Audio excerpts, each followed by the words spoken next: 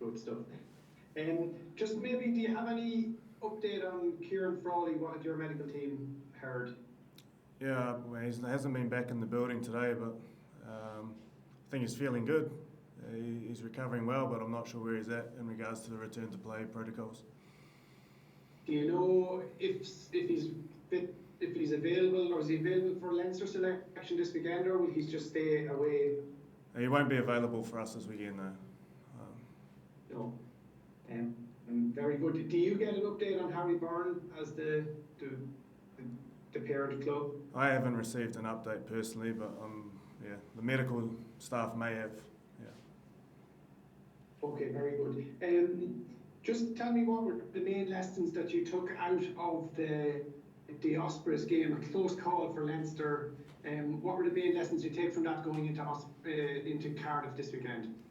Yeah, I thought the Ospreys were impressive how they kept the pressure on us through the 80 minutes. So it's one of those matches where we got the result, which we were really pleased for, and we got some key learnings out of it.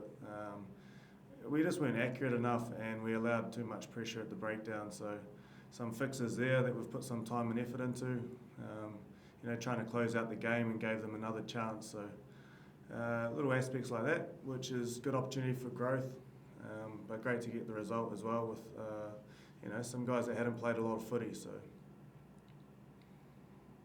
when you're doing that review and you spot those things to work on, how much leeway do you give for the new players that have come in and maybe the team that hasn't played together, versus how much you expect the standard to be better from the guys who go in there and get their opportunity? Yeah, it's a really tough one because the opportunities aren't always available often, so you need the players to really stand up. I thought we trained well during the week. We applied, the players applied themselves on the pitch and were really diligent off. It's just, like you say, if you haven't had time with the connections, it can be difficult, but we also just judge ourselves on our standards, and we thought we could have been better across the board, really. So that's the exciting thing. We still got a nice result away from home, and a lot of those guys went on then to the Irish A training week, so they went back in to get the immediate review, but a lot of them were feeding back, and they were eager to get the learnings and apply it for that week. And any of the guys who were with Ireland A unavailable this weekend because of that match? I think Frawls, obviously, whether or not he was coming back to us, I'm not sure, but most of the other guys were back in the building. They're looking fit and well and excited and energised to be back with Leinster, which is really nice. And Jordy Barrett should feature this weekend, is that right? Yeah, well, his training is available for selection, yeah, so it's always great to have him on the pitch. He brings a good energy, so.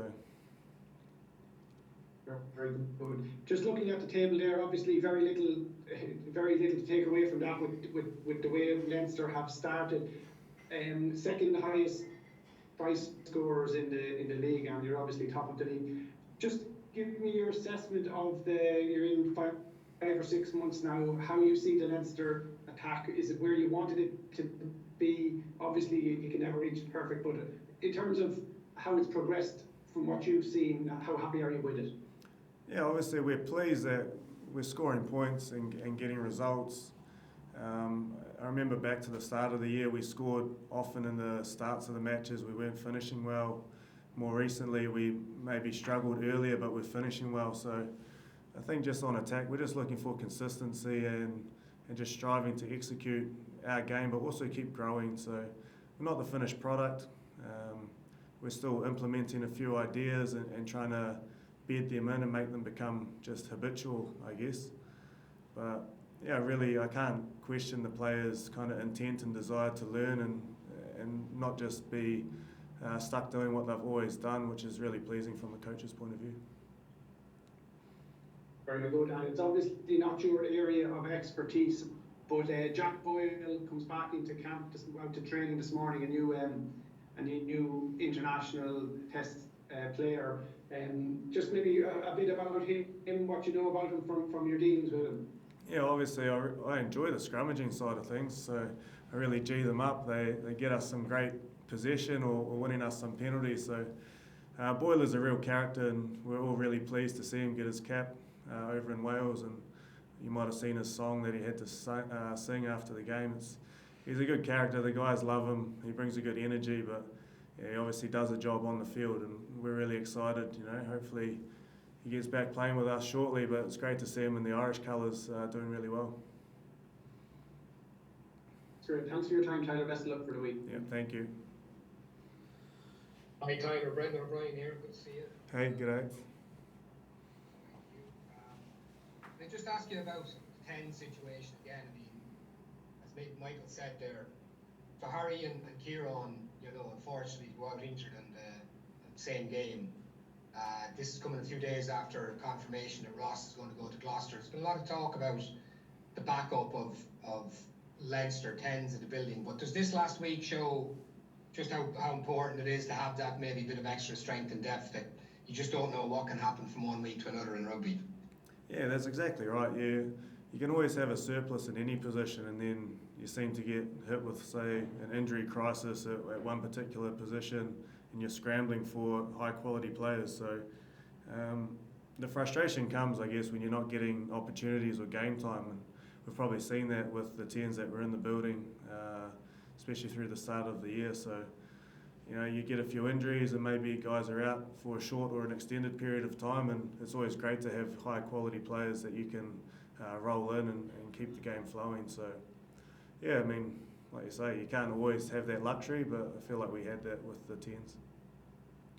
I think it was a tweet that Leinster sent out after confirmation of Ross going, and I think it signed off with something along the lines of, still a lot of work to do this season before he goes. And it goes out saying he's pretty important this week now with Sam away in Ireland camp and the two lads injured. So, look, he's been there, done it before. He's been a huge servant, but he's got a really important role now in the next couple of weeks, isn't he? He's got an important role, and Ross he's played the most or up near the most minutes for us this season. So he's had a lot of involvements, and he's really important to how we drive the game both on and off the field, and he does a great job for us, and we're excited for him to have another opportunity.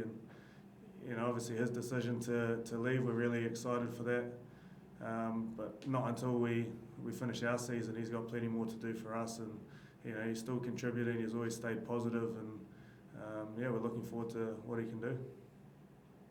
Finally, for me, it wouldn't be a Leinster press conference these days without a question about Sam Prendergast. Look, he's been brilliant in areas. There's been clear areas where he's showing maybe his age a little bit, but just the composure of him in Cardiff, the kicking game, managing that last 30-40 minutes when they're so under the cosh against Wales. Simple question, silly question. How impressed have you been with him in terms of performances like we saw in Cardiff? Yeah, I think he's just showing that he's maturing fast, and he's taken the most of his opportunities. And like you said, it's not all smooth sailing for him, and he's had to kind of dig himself out of a few holes and face some adversity, but he's got a short memory. He goes back and he backs himself, backs what he sees, and he's got great ability to execute his skills. So, we're delighted to see Sam getting a good run around in Irish camp. So, it's all great development for himself, and we try to find things we can transfer back to our game as well. So, he's doing really well. That's great. Thanks, mate. Tyler, best of luck. Yeah, thank you. Anyone else there want to ask anything to Tyler? Can I get one more, actually, if anybody else? Just on Jamie Osborne as well, Tyler. Jamie obviously has had to wait again for his chance. How impressed have you been with him? Because he's a player, obviously, who hasn't come through the normal Leinster pathway. He's come through the club system in Naas and Kildare, and he just seems like, again, wasn't perfect from him at the weekend, but wherever he's asked to do a job, he's able to do it. He's a bit of a special talent, isn't he? He's definitely a special talent, and he's a great athlete. He's a really grounded, humble individual off the field as well. And I think he's still got a lot of growth in his game left, and he'll be first to admit that he's really diligent. He's trying to grow and improve, but he's also really selfless. He wants to play. He doesn't mind. He's put into the midfield, or he's played wing, or he's starting at fullback. It's great. Just shows his array of skill sets, an important kicking game, and he's a big physical man as well. So, look, really impressed with how he's going, but also the work he puts in to try to get better. Lovely. Thanks again. Thank you. Cheers, Yeah. everyone. Cheers, guys. We'll leave it there. So. Thank you.